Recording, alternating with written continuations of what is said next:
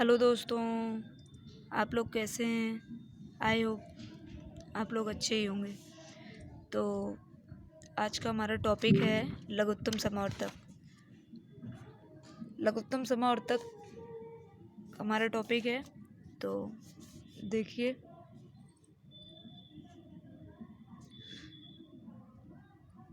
लघुत्तम समावर्तक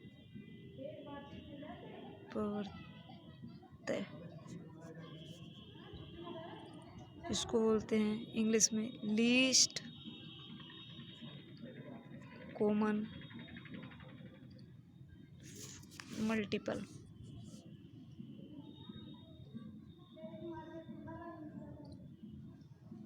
ये दो टाइप के होते हैं। फर्स्ट होता है अभाज्य,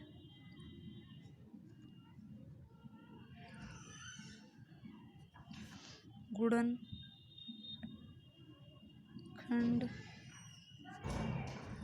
अभाज्य गुणनखंड विधि। और नंबर 2 होता है विभाजन विधि।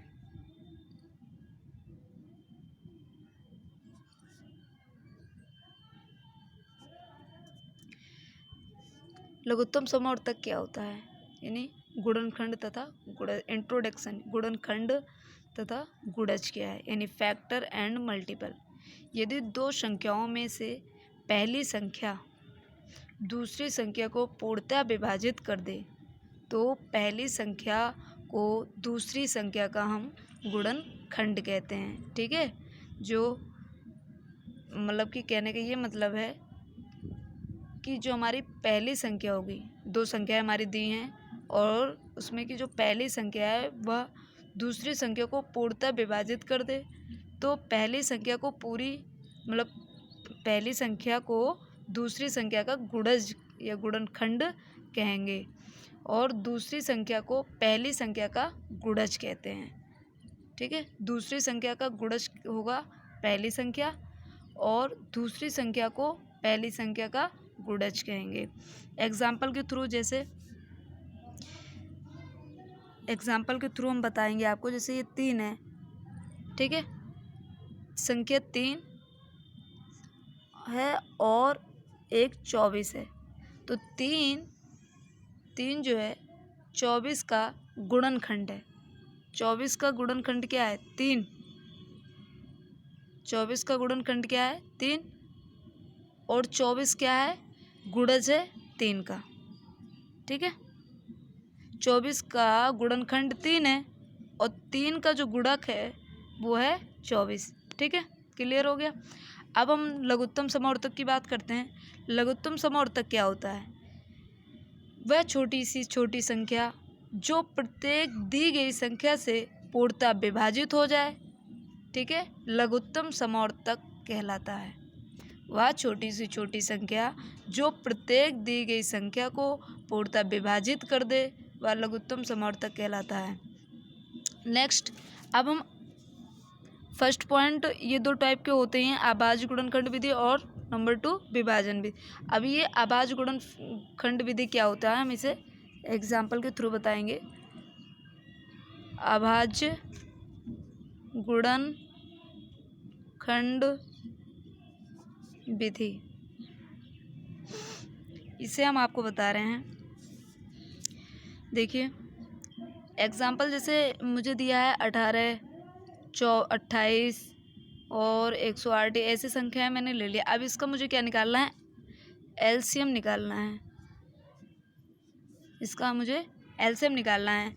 तो इस विधि से हम किस टाइप से करेंगे वो भी ट्रिक से आपको बताते हैं।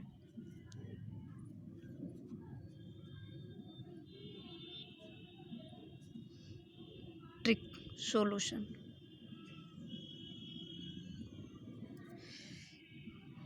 तो 18 का अभाज्य गुणनखंड के रूप में इसको लिखना है तो कैसे लिखेंगे? इसको सबसे पहले किस रूप में लिखना है? अभाज्य गुणनखंड विधि रूप में लिखना है। तो लिखो 18 को 2 × 3 × 3 बराबर 2 × 3 की पावर 2। अब ऐसे हम 28 को लिखेंगे। सबसे पहले हमारा यही काम है, तो 2 गुणा 2 गुणा 7, यानी 2 दूना 4, 4 सत्ते 28। तो हम लिखेंगे 2 की पावर 2 मल्टीपल 7। अब ऐसे ही 108 का देखेंगे, तो हम लिखेंगे इसको 2 गुणा 2 गुणा 3 गुणा 3 गुणा 3 बराबर 2 की पावर 2 गुणा 3 की पावर 3। ये हो गया। अब हमें इसका निकालना है। अब सबसे पहले क्या कर लिया मैंने, इसको अभाज्य गुणनखंड के रूप में कर लिया।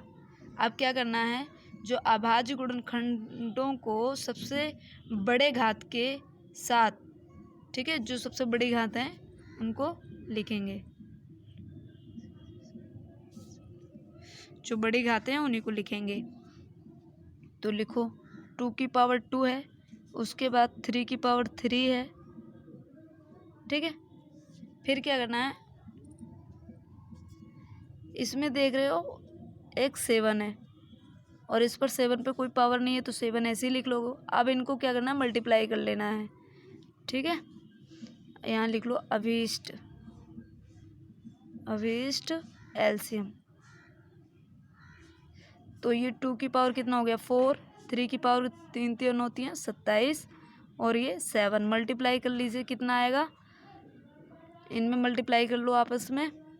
4 सत्ते 28 के 8, हासिल 2, 4 दूनी 8, 8 और 2 10 मल्टीपल 7। 7 की और मल्टीप्लाई कर लीजिए इसमें, तो 7 की इसमें करोगे तो अब इसके हमने मल्टीप्लाई, तो 7 8 56 का 6, 5 यहाँ आ गया असल पे कैरी, तो ये हो गया 7, ये 5 आ जाएगा यहाँ पर, 0 हो गया, 7 एकम 7। ये हमारा आंसर आ गया। तो ये कौन सी विधि है, अभाज्य गुणनखंड विधि है। ट्रिक से आपको बताया है, एग्जाम्पल ये जो है एग्जाम में भी पूछे जाते हैं इस टाइप से। अब हम आपको बताएंगे विभाजन विधि। विभाजन विधि, विभाजन विधि इसमें क्या होता है, जैसे मैंने ले लिया एग्जाम्पल में, एग्जाम्पल लिया मैंने 36 60 ये ले लिया। इसमें क्या होता है, सबसे पहले हमें क्या करना होता है, 2 3, ठीक है, यानी अभाज्य संख्या, मतलब कि हम सबसे छोटी संख्या से इसको काटते हैं। हम जो है सबसे छोटी अभाज्य संख्याओं से इसको भाग देते हैं। तो जैसे कि 2 हो गया, 3 हो गया, 5 हो गया, 7 हो गया, 11 हो गया, ये हमारे अभाज्य संख्याएं हैं। अब इनमें से जो सबसे छोटी है उससे हम सबसे पहले भाग देते हैं। तो हम भाग देंगे 2 से, तो 2 से इसको दिए तो कितना हो गया, 18 दूना 36, ठीक है, यानी 18 दूना 36 कट गया, पूरा कट गया।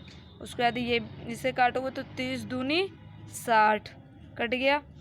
आप काटोगे इसे, फिर से आप इसको 2 से काटोगे तो कट जाएगा, तो 2 निम 18, 2 एकम 2, 2 पंचे 10, 15 दूना 30 कट गया। उसके बाद अब इसे किससे काटेंगे, 3 से, क्यों, क्योंकि ये 2 से नहीं कटेंगे। तो अभाज्य संख्या 3 है, 3 से कट जाएगा।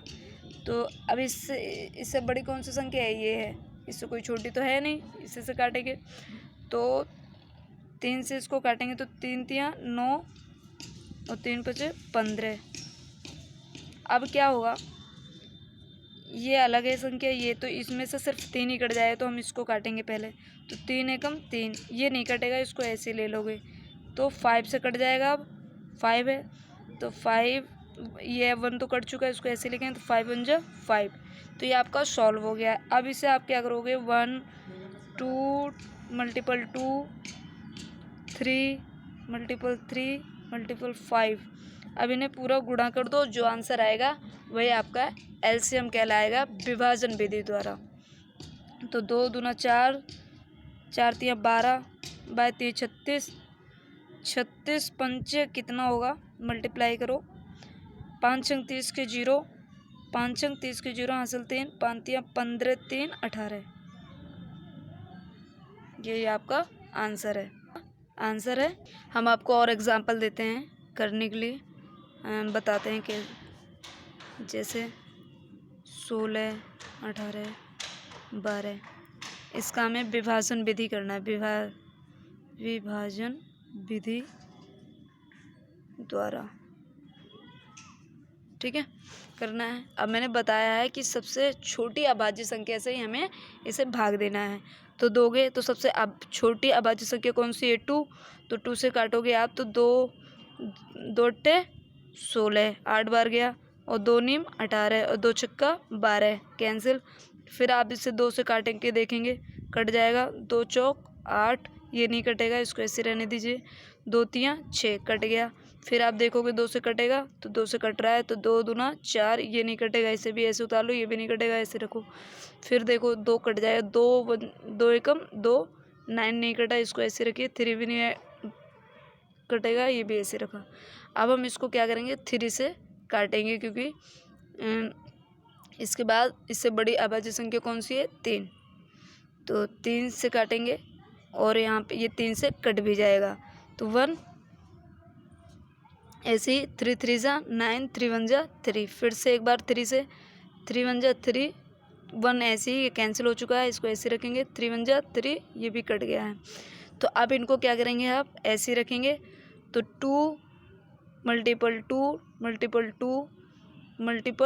2 × 3 × 3 इक्वल। अब इनको ऐड करो। 2 2 जा 4, 2 2 जा 4, 4 2 जा 8, 8 2 जा 16, 16, और मल्टीपल 3 3 जा 9। अब इसकी आपस में मल्टीप्लाई कर लीजिए।